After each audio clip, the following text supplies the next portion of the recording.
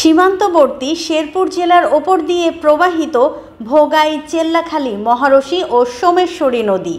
প্রতি বছর পাহাড়ি ঢলের কারণে এ নদীগুলোর পানি হঠাৎ বেড়ে বন্যা দেখা দেয়।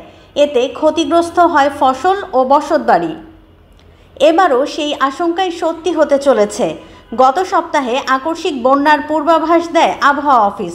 এরপর থেকেই টানা বৃষ্টি শেরপুরে। একই সাথে ভারতের মেঘালয় ও আসামে টানা বৃষ্টির কারণে 4টি নদীর পানি অস্বাভাবিক হারে বেড়েছে। 3-4 দিন যাবত টানা বৃষ্টি।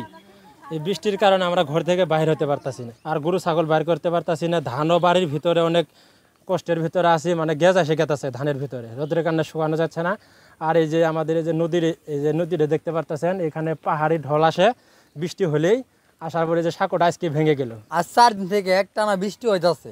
দেখেন খের ধান বাড়ির মধ্যে টিপ হয়ে আছে, শুকার পাইছি না। আবার আজকে দেখতেছি পানিও আসতেছে, নিলে আমরা খুব বিপদের মধ্যে আছি। আজ 4 দিন যাবত আমাদের বাড়িতে পানি বৃষ্টি হইতেছে। বৃষ্টির যাবতে আমরা গরু বাছুর মানে বাই করতে পারতেছি না, খের ধান এগুলো শুকাতে পারতেছি না। বৃষ্টি বন্যার পানিতে সবগুলো ভিজে গেছে না, সেজন্য আমরা মানে খুব অসহায়। আগাম বন্যার ভয়ে হুড়োহুড়ি করে ধান কেটে নিচ্ছেন কৃষকরা। এতে দেখা দিয়েছে শ্রমিক সংকট, পাশাপাশি দুশ্চিন্তায় মৎস্য খামারিরাও। ভারত থানে আপনার পানি আসতেছে, আসার পর আমাদের রান্নাবাড়ি খুব সমস্যা হয়। যে কোনো মুহূর্তে আমাদের রান্নাবাড়ি করা বন্ধ হয়ে যেতে পারে। আমরা সরকারের কাছে আবেদন জানাচ্ছি আমাদের দিকে একটু লক্ষ্য রাখার জন্য। 3 দিন টানা বৃষ্টি হয়েছে। এই ভারতে প্রচুর পানি আহে গাঙ্গের মধ্যে। এই গাং ডুবি জায়গা বাড়ি ঘরে পানি জায়গা, আঙ্গর খাদ্য নিছত আমরা পারি না। এই যখন বৃষ্টি সিজনে ওখানে পানি আহে, বন্যা আহে, আমরা আর পারতেছি না, ঘরে পানি ঢুকে যেতেছে। গত বছরের বন্যায় ক্ষতিগ্রস্ত বাঁধ মেরামতের কাজ এখনো সম্পূর্ণ হয়নি। ফলে ভয়ের মধ্যে দিন কাটাচ্ছেন সীমান্ত এলাকার বাসিন্দারা। পাহাড়ে বৃষ্টি হচ্ছে, খুব বন্যা প্রচুর বেশি, ভাঙ্গিচুরি গাছ গাছ ভাঙ্গিচুরি আসে, বন্যা খুব বেশি পানি হয়ে আছে, পুরো ভাঙি নিয়ে যেতে আমার বাড়ি ঘরে যাওয়া সম্ভব আছে। আচ্ছা, 4 দিন থেকে টানা বৃষ্টি হয়েছে, খুব সমস্যায় আসছি। বাড়ি ঘর তলায় গেছে, কোনো আবাদ করা পাইতেছি না। ইতিমধ্যে জেলার 92 ভাগ ধান কাটা শেষ হয়েছে বলে জানান এ কর্মকর্তা। ইতিমধ্যে আমাদের শেরপুর জেলায় সর্বমোট প্রায় 92 ভাগ ধান কর্তন হয়ে গেছে। আজকে আমরা আমাদের অতিরিক্ত পরিচালক সহ আমরা আমাদের ঝিনাইগাতি, শ্রীবর্তী এবং নালিতাবাড়ি পর্যবেক্ষণে আসছি। আমাদের পানির যে লেভেল সেটা এখনো পর্যন্ত বিপদসীমার নিচে আছে। তবে সকল কৃষকের ধান একত্রে পেকে যাওয়ায় সেক্ষেত্রে কিছুটা শ্রমিক সংকট আছে। পাশাপাশি যেহেতু বৃষ্টি হয়েছে, সেক্ষেত্রে আমাদের যে কম্বাইন্ড হারভেস্টার সেটা মাঠে নামতে পারতেছে না। আমরা কৃষকদেরকে বলতেছি তাদের যে যারা নিজেরা যেন ধানটা কেটে নেয়। আশা করতেছি যদি আকাশের অবস্থা ভালো হয়, তাকে আগামী 1 সপ্তাহের মধ্যে আমাদের প্রায় 99% ধান কাটা হয়ে যাবে আমরা প্রত্যাশা করতেছি।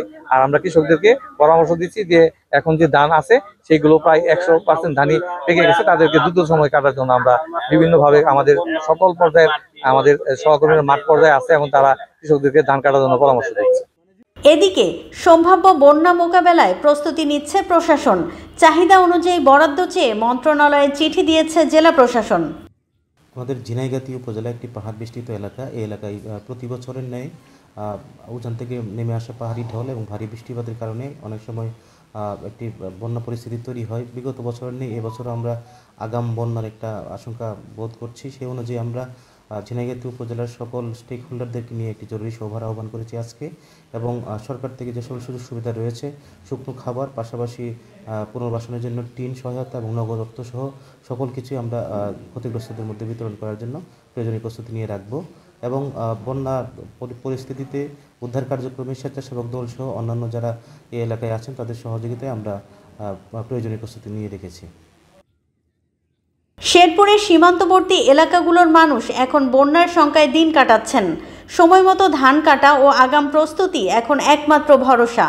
স্থানীয় প্রশাসন বলছে, বন্যা হলে যাতে ক্ষয়ক্ষতি কম হয় সেই লক্ষ্যে তারা সর্বোচ্চ প্রস্তুতি নিচ্ছে। শেরপুর থেকে তারিকুল ইসলামের তথ্য ও ভিডিও নিয়ে রিপোর্ট risingBD.com।